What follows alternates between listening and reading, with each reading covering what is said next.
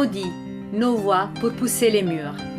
Paroles et musique intégralement enregistrées dans la maison d'arrêt de Bois d'Arcy pendant l'été 2024.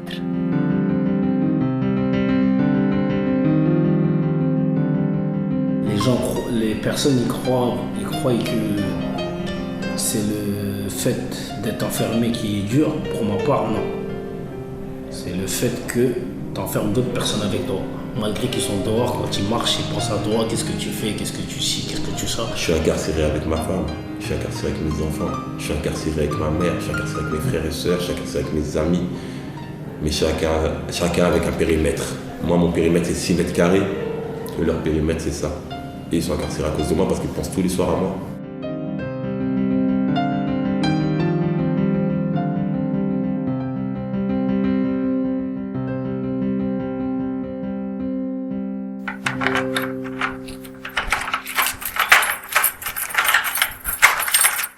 Première partie, la vie de tous les jours.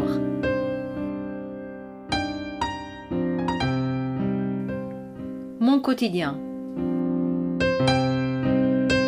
Ici, à Bois d'Arcy, c'est une vie en communauté. On est privé de liberté, mais on reste des êtres humains. On a des activités. On peut travailler. Si on a envie de faire quelque chose bouger, on peut le faire. Et du coup, j'ai essayé vraiment de lui expliquer qu'on a un quotidien qui est différent du leur, mais on a un quotidien aussi, on a une routine. On a une routine, on a des tâches, on a des activités, on peut faire du sport, on peut travailler, le ménage, faire à manger. Et le temps passe. Et le temps passe, effectivement. C'est quoi votre quotidien, votre journée classique, si on peut dire? Mon quotidien classique, généralement, on se réveille vers 8h. Ensuite, on se prépare pour les ateliers. On travaille généralement jusqu'à 12h30. Une fois que c'est terminé, on retourne en cellule. Là, on prépare à manger. On mange un petit peu. Ensuite, vers 14h30, 15h, il y a la promenade. Donc on va en promenade. Moi, personnellement, je fais du sport. J'essaie de jouer à des jeux de société, aux échecs. Je parle un petit peu avec les co-détenus. On rigole, on essaie d'oublier qu'on est privé de liberté. Ensuite, la promenade, une fois qu'elle est terminée, vers 17h, on remonte. Là, généralement, moi, personnellement, je me pose. J'essaie de regarder un petit peu la télé, de bouquiner un petit peu, je lis un petit peu. Ensuite, je fais une petite sieste en attendant que le temps passe. Ensuite, j'appelle mes enfants le soir. C'est le moment que j'attends, en fait. Dans la journée, je pense qu'à ça, je pense qu'au moment où je vais appeler mes enfants. J'appelle mes enfants pendant une petite demi-heure, 1 heure. Ensuite, on prépare à manger et puis après on s'endort. Franchement, je suis souvent en activité, très souvent. Et sinon, je reste en cellule, donc je fais le ménage, je regarde la télé, je lis. Et donc au final, ça passe vite. Je me réveille, je prends mon petit déjeuner, je vais à la douche. Je vais travailler jusqu'à peu près 13h30. Je reviens, je me lave parce que quand on vient du travail, il faut se laver. Ensuite, souvent, je fais le ménage, je remange, je lis jusqu'à, on va dire, 18h. Bon, en ce moment, c'est l'Euro, du coup, je regarde souvent l'Euro, il y a le match à 18h jusqu'à 20h, ensuite le journal. C'est 21h, il y a le match et ça y est, c'est déjà l'heure de dormir. Donc, on va dire que ça passe assez vite quand même. Le sport, ça m'aide, la religion, ça m'aide. Et je lis beaucoup. Je me lève, je prie le matin. Je prends mon petit déjeuner, je vais au sport. Je fais mon sport, je vais à la douche, je bouquine un peu. J'écris des lettres. Et quand je peux appeler à la cabine, j'appelle à la cabine, j'appelle ma femme, j'appelle mes enfants. Et une journée est passée. On essaie d'occuper le maximum possible pour ne pas s'ennuyer dans la cellule et pouvoir nous faire de notre temps libre un temps bénéfique. Parce que le but, c'est pas que de muscler les bras, non, il faut muscler le cerveau en lisant.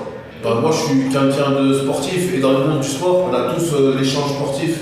Ça veut dire que je m'entends bien avec tout le monde, j'ai pas d'ennemis, moi. On est tous là dans la même situation, on est là pour s'entretenir.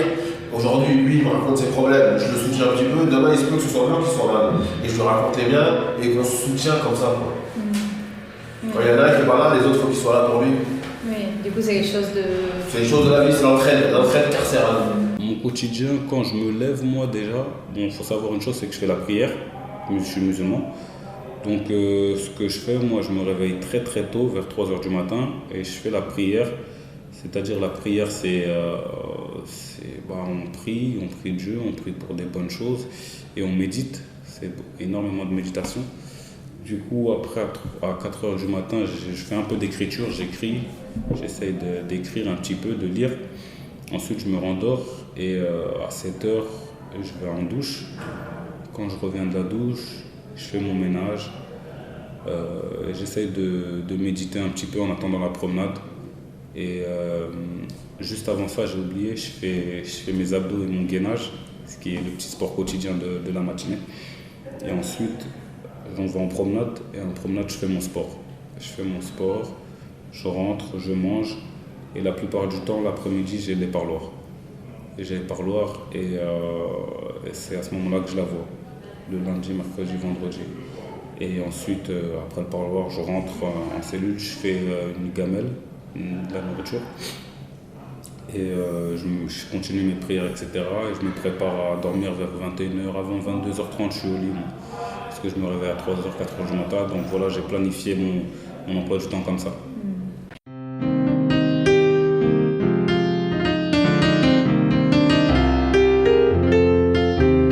Ça fait du bien.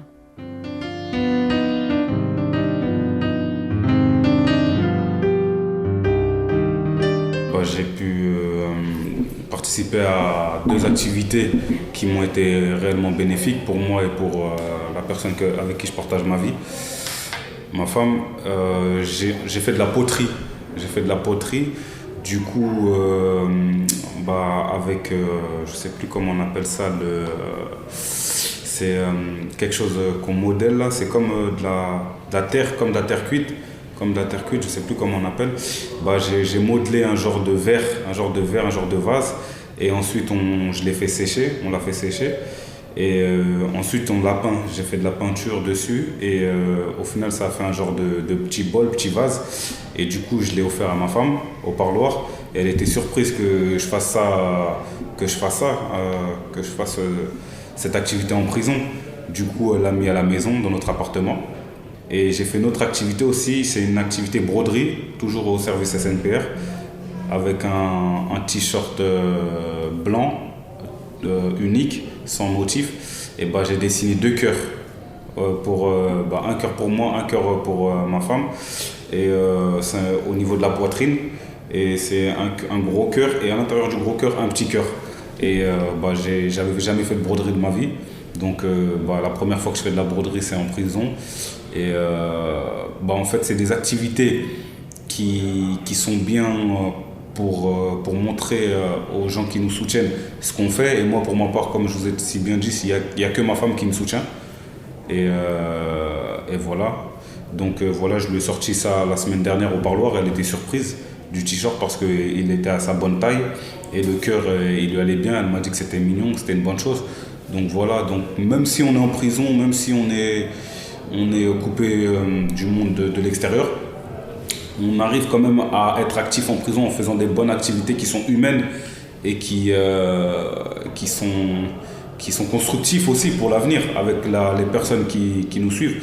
Donc voilà, moi pour ma part c'est ma femme, mais ça aurait pu être un ami, ma mère ou quelqu'un d'autre, et j'aurais pu faire d'autres choses encore. Mais c'est pour dire qu'en prison, si on a la volonté de faire des choses, pour nous et pour les gens de l'extérieur, on peut le faire. J'aime bien être souvent seul. Le seul moment où je suis vraiment bien ici, c'est quand mon co-détenu il va en promenade. C'est le seul moment où je suis tranquille. La télé elle n'est pas allumée, je peux lire, je peux être dans mon univers, et ça passe trop vite en fait quand ils sont en promenade. Je me dis, je ouvre mon livre, c'est déjà l'heure de la remontée. J'ai toujours, en étant en autre détention, j'ai toujours fait une formation, j'ai toujours fait des activités comme le théâtre. En étant ici à Bois d'Arcy, il y a quelques années, j'ai joué une pièce de théâtre à l'extérieur avec 6 détenus garçons, 6 détenus filles. Et j'étais le roi dans la pièce de théâtre, et c'était excellent. Je me suis toujours occupé de mon temps libre, mais malheureusement ici on n'a pas le droit aux activités. Oui. Et c'était la première fois que vous faisiez du théâtre, avant vous avez fait la première fois que je faisais du théâtre. l'extérieur. Franchement, c'était la première fois que je faisais des tâches et j'ai adoré. J'ai adoré. C'est peut-être une vocation pour moi, qui sait qu'un jour je me lancer dedans. À voir. Ça me fait du bien de les entendre. D'abord rire, de me poser des questions, d'échanger comme si on était l'un à côté de l'autre. Enfin bon, pour certains, il y a de la distance, il y a toujours de la distance parce qu'on n'habite pas forcément au même endroit. Et de les entendre me suffit. Cette énergie, c'est rire, ils s'engueulent au téléphone, enfin, ils se chamaillent et puis donc ils me demandent mon avis sur telle ou telle chose. Donc voilà, il y a quelque chose, il y a une sorte de place. Voilà, il y a une place. Je m'aperçois que ma place n'a pas disparu en tant que telle. C'est-à-dire que je n'ai pas une place prépondérante, non, mais quand il y a des décisions à prendre, quand il y a des soucis on en parle avec les problèmes qui sont de l'ordre domestique, par exemple, ou des problèmes autres et j'essaie d'y prendre part, c'est-à-dire de donner un avis, pas l'avis de celui qui se sent coupable et honteux, celui qui avait une place de père. Parfois, j'aime bien faire des beignets, des gâteaux, j'aime bien inventer des petites choses. Je fais des pizzas avec plusieurs pâtes.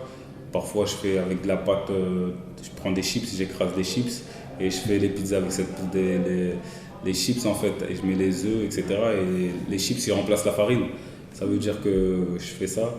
Et j'essaie d'innover des choses. Parfois, j'essaie de faire des petites choses hors du commun. Je me fais des masques au visage, je me fais des masques aux lèvres le dimanche. Je fais beaucoup de choses. Et là, en ce moment, capillairement, je suis en train de faire avec le riz. Quand je fais du riz, je prends l'eau qui sort du riz, je le fermente et ensuite 4-5 jours après je le mets sur mes cheveux et pour pousser les cheveux, c'est ce que je fais pour nourrir mes cheveux et voilà, franchement. Parce que vous voulez sortir avec des cheveux très longs? Voilà, je veux avoir beaucoup de cheveux et le fait que dehors je coupais souvent mes cheveux, là je veux sortir et justement avoir un autre style. Comme pour moi, pour ma part, je trouve que j'ai une nouvelle personnalité, j'ai envie de sortir avec un nouveau style, c'est-à-dire là avec des cheveux longs. Avec des cheveux longs, pourquoi pas. Je fais des masques aux œufs, je prends des œufs, le blanc d'œuf, je prends des mouchoirs et je mets le blanc d'œuf avec les mouchoirs sur mon visage pendant 20 minutes. Ça fait comme une momie un petit peu. Et pendant 20 minutes, je laisse le temps que l'œuf il sèche et ensuite, j'enlève, je fais ça tous les dimanches. Je fais des masques aux lèvres avec du miel et du sucre. Je frotte mes lèvres pendant 3 minutes. Et après, je nettoie mes lèvres et je prends une brosse à dents neuve. Je mets du dentifrice et je nettoie mes lèvres aussi avec le tac. Ensuite, je nettoie mes lèvres. C'est des choses qu'avant de rentrer, vous ne faisiez pas ou... Je ne faisais pas ça avant de rentrer. Il faut savoir que j'ai fait de la détention plus jeune et je faisais ça en détention. Dehors, comme on a des produits, des choses, on n'a pas besoin de ces choses-là, le miel, le sucre, etc. Il y a d'autres choses en pharmacie et tout. Mais comme on n'a pas accès à ça, du coup, moi, c'est ce que je fais. Je prends des choses qu'on cantine et justement, j'essaie de faire ça pour me faire plaisir.